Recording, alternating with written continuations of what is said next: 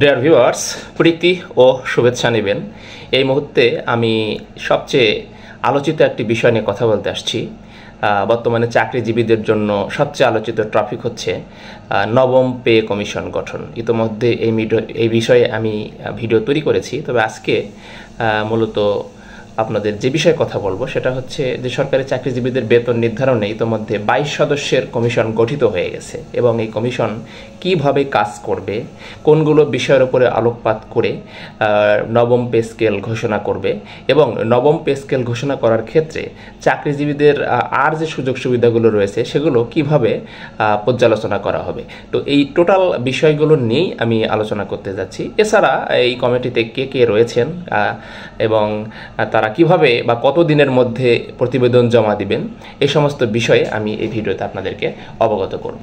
তো ভিউয়ার্স, আমি একটা কথা সবসময় বলি যে আমার চ্যানেলটি যদি সাবস্ক্রাইব না করে থাকেন তাহলে অবশ্যই চ্যানেলটি সাবস্ক্রাইব করবেন এবং বেল বাটন অল করে দেবেন, যাতে পরবর্তীতে যে কোনো ভিডিও আপনার কাছে খুব সহজে পৌঁছে যায়। তো অনেকেই কমেন্ট বক্সে এসে অনেক বাজে মন্তব্য করেন, আপনি কেন ভিডিও বানান, আপনার ভিডিও ভালো লাগছে না। ভাই, আমার ভিডিও যদি ভালো না লাগে তাহলে আপনার অবশ্যই আপনার অধিকার আছে যে আপনি ভিডিওটি অ্যাভয়েড করে যান, কিন্তু কমেন্ট বক্সে শুধু শুধু বাজে মন্তব্য করে কী লাভ।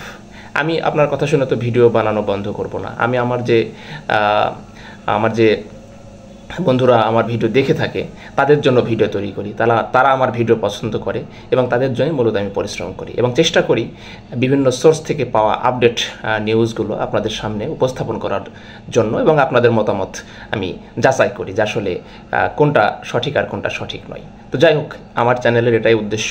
আপনার যদি ভালো না লাগে তাহলে অবশ্যই আপনি ভিডিওটি অ্যাভয়েড করুন। তো এখন যে বিষয় নিয়ে কথা বলতে যাচ্ছি, দেখুন, সরকারি চাকরিজীবীদের বেতন নির্ধারণে 22 সদস্যের কমিটি গঠিত হয়ে গেছে এবং এই কমিটিটি সরাসরি এখানে উল্লেখ করা হয়েছে যে সরকারি, আধা সরকারি, স্বায়ত্তশাসিত প্রতিষ্ঠান, রাষ্ট্রায়ত্ত ব্যাংক ও অর্থলগ্নি প্রতিষ্ঠান, সরকারি মঞ্জুরিপ্রাপ্ত বিশ্ববিদ্যালয় ও রাষ্ট্রায়ত্ত শিল্প প্রতিষ্ঠানের কর্মকর্তা কর্মচারীদের জন্য নতুন বেতন কাঠামো নির্ধারণে 22 সদস্যের বেতন কমিশন গঠন করেছে সরকার। এই কমিশন বিদ্যমান বেতন ভাতা ও অন্যান্য সুবিধা পর্যালোচনা করে সুপারিশমালা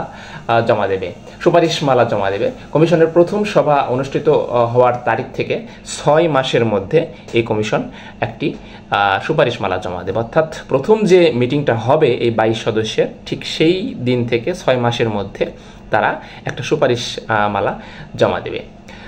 আর এখানে কী কী বিষয় বা কোন ধরনের প্রতিষ্ঠান এখানে যুক্ত করা হয়েছে, দেখুন, যে সরকারি, আধা সরকারি, স্বায়ত্তশাসিত প্রতিষ্ঠান, রাষ্ট্রায়ত্ত ব্যাংক, অর্থলগ্নি প্রতিষ্ঠান, সরকারি মঞ্জুরিপ্রাপ্ত বিশ্ববিদ্যালয় এবং রাষ্ট্রায়ত্ত শিল্প প্রতিষ্ঠানের কর্মকর্তা কর্মচারীদের নতুন বেতন কাঠামো নির্ধারণে 22 সদস্যের।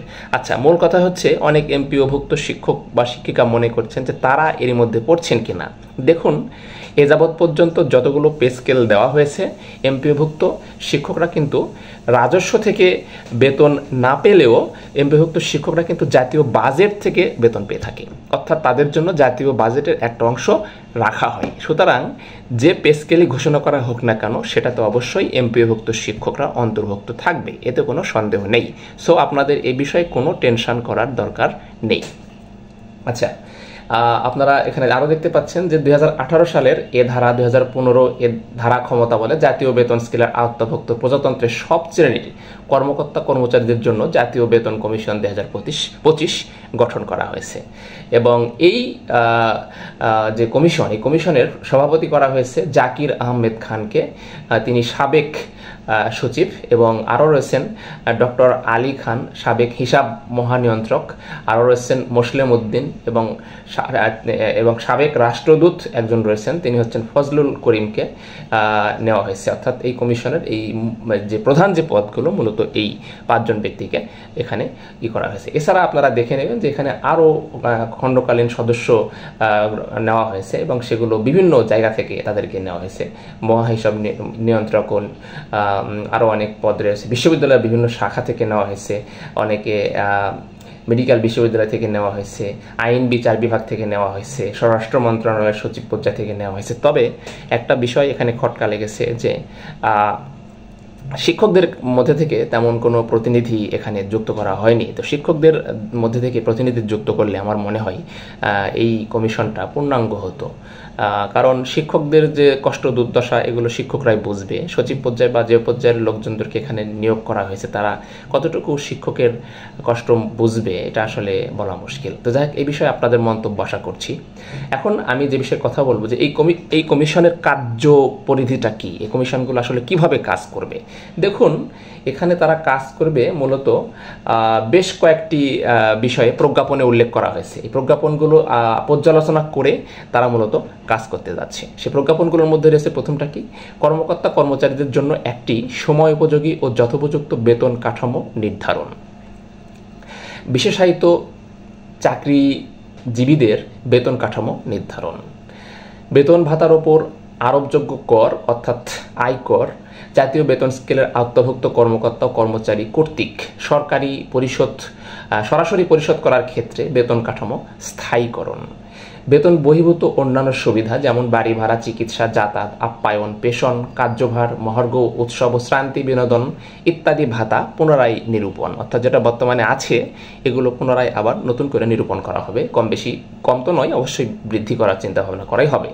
আচ্ছা, মুদ্রাস্ফীতির সাথে সামঞ্জস্য রেখে কর্মকর্তা কর্মচারীদের বেতন সমন্বয় পদ্ধতি নিরূপণ, অর্থাৎ এমনভাবে ইনক্রিমেন্টের ব্যবস্থা করার কথা এখানে ভাবা হচ্ছে যাতে ভবিষ্যতে মুদ্রাস্ফীতির সাথে এটা সমন্বয় থাকে।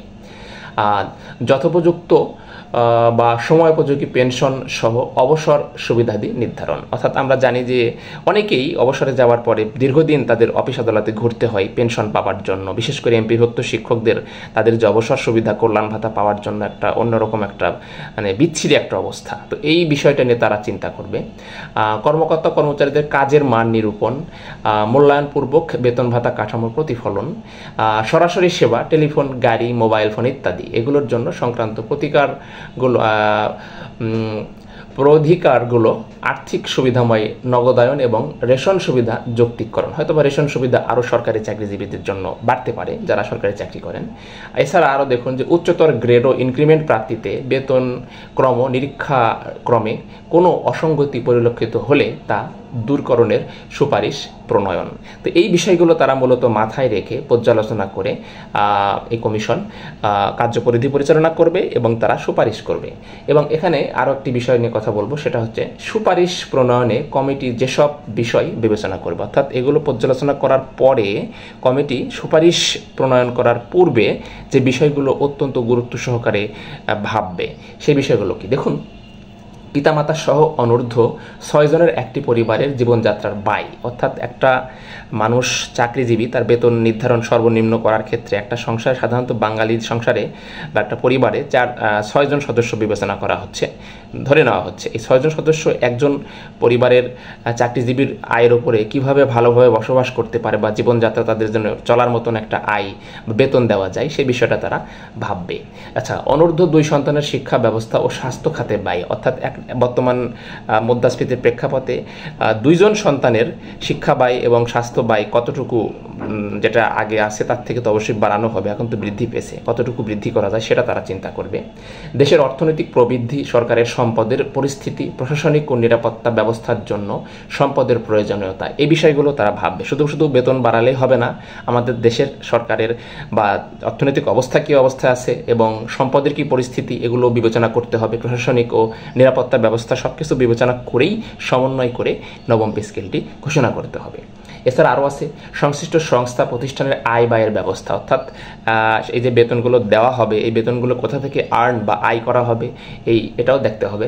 আচ্ছা, দরিদ্র নিরসনের উদ্দেশ্যে প্রয়োজনীয় সম্পদ যোগান ও ক্রমান্বয়ে স্বনির্ভরতা অর্জনের উপায়, অর্থাৎ সাধারণত এমনভাবে বেতনগুলো বৃদ্ধি করা হবে না যাতে এক শ্রেণীর সমাজে অনেক বেশি, বিশেষ করে চাকরিজীবী শ্রেণীর সমাজে অনেক বেশি ধনী হয়ে যায় এবং যারা চাকরি করে না তারা আরও বেশি গরিব হয়ে যায়। এভাবে কিন্তু বেতন বাড়ানো যাবে না, তাদের কথাও চিন্তা করতে হবে এবং সেটা চিন্তা করেই যাতে সমাজের সব শ্রেণীর মানুষ এখানে একটা সুশৃঙ্খল পরিবেশ বা একটা সমতার মধ্যে থাকতে পারে সেটাও বিবেচনা করতে হবে।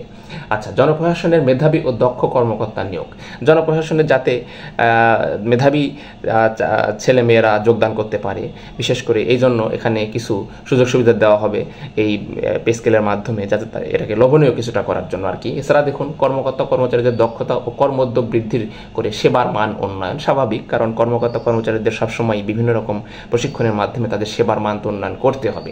তো এই বিষয়গুলো মূলত তারা সুপারিশ করার আগে এই বিষয়গুলো বিবেচনা করবে এবং তারা সুপারিশ করবে। তা আমি মনে করি এখানে সব কথাই বলা হয়েছে, কিন্তু শিক্ষকদের জন্য আলাদা করে নতুন ভাবা হয়নি।